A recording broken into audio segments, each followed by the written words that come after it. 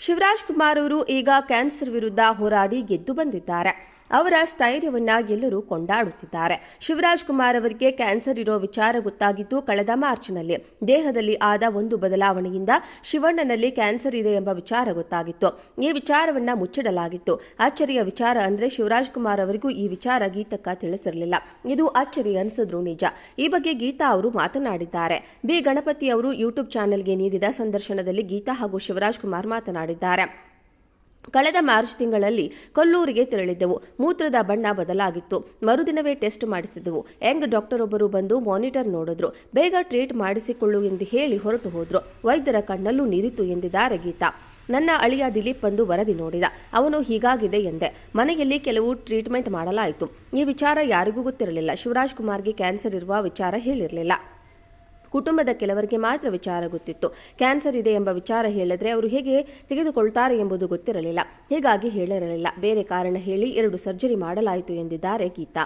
ಮೊದಲೆರಡು ಆಪರೇಷನ್ ಮಾಡಿದ ಬಳಿಕ ರಿಪೋರ್ಟ್ ನೋಡಿದಾಗ ಅದರಲ್ಲಿ ಕ್ಯಾನ್ಸರ್ ಅಂಶ ಕಾಣಿಸಲೇ ಇಲ್ಲ.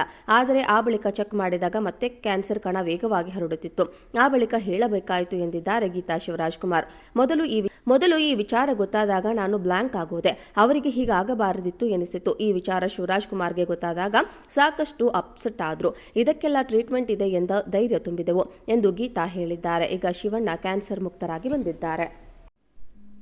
ಶಿವರಾಜ್ ಕುಮಾರ್ ಅವರು ಈಗ ಕ್ಯಾನ್ಸರ್ ವಿರುದ್ಧ ಹೋರಾಡಿ ಗೆದ್ದು ಬಂದಿದ್ದಾರೆ. ಅವರ ಸ್ಥೈರ್ಯವನ್ನ ಎಲ್ಲರೂ ಕೊಂಡಾಡುತ್ತಿದ್ದಾರೆ. ಶಿವರಾಜ್ ಕುಮಾರ್ ಅವರಿಗೆ ಕ್ಯಾನ್ಸರ್ ಇರೋ ವಿಚಾರ ಗೊತ್ತಾಗಿದ್ದು ಕಳೆದ ಮಾರ್ಚ್ನಲ್ಲಿ.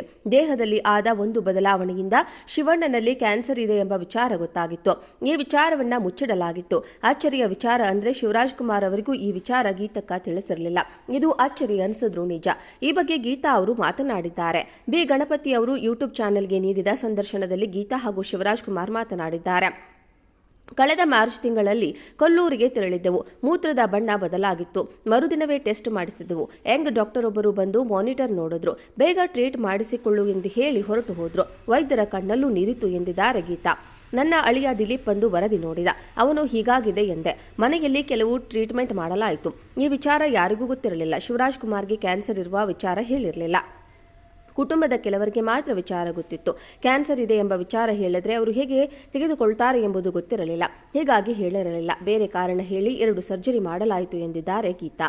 ಮೊದಲೆರಡು ಆಪರೇಷನ್ ಮಾಡಿದ ಬಳಿಕ ರಿಪೋರ್ಟ್ ನೋಡಿದಾಗ ಅದರಲ್ಲಿ ಕ್ಯಾನ್ಸರ್ ಅಂಶ ಕಾಣಿಸಲೇ ಇಲ್ಲ. ಆದರೆ ಆ ಬಳಿಕ ಚೆಕ್ ಮಾಡಿದಾಗ ಮತ್ತೆ ಕ್ಯಾನ್ಸರ್ ಕಣ ವೇಗವಾಗಿ ಹರಡುತ್ತಿತ್ತು. ಆ ಬಳಿಕ ಹೇಳಬೇಕಾಯಿತು ಎಂದಿದ್ದಾರೆ ಗೀತಾ ಶಿವರಾಜ್ ಕುಮಾರ್. ಮೊದಲು ಈ ವಿಚಾರ ಗೊತ್ತಾದಾಗ ನಾನು ಬ್ಲಾಂಕ್ ಆಗೋದೆ. ಅವರಿಗೆ ಹೀಗಾಗಬಾರದಿತ್ತು ಎನಿಸಿತು. ಈ ವಿಚಾರ ಶಿವರಾಜ್ ಕುಮಾರ್ಗೆ ಗೊತ್ತಾದಾಗ ಸಾಕಷ್ಟು ಅಪ್ಸೆಟ್ ಆದ್ರು. ಇದಕ್ಕೆಲ್ಲ ಟ್ರೀಟ್ಮೆಂಟ್ ಇದೆ ಎಂದ ಧೈರ್ಯ ತುಂಬಿದೆವು ಎಂದು ಗೀತಾ ಹೇಳಿದ್ದಾರೆ. ಈಗ ಶಿವಣ್ಣ ಕ್ಯಾನ್ಸರ್ ಮುಕ್ತರಾಗಿ ಬಂದಿದ್ದಾರೆ.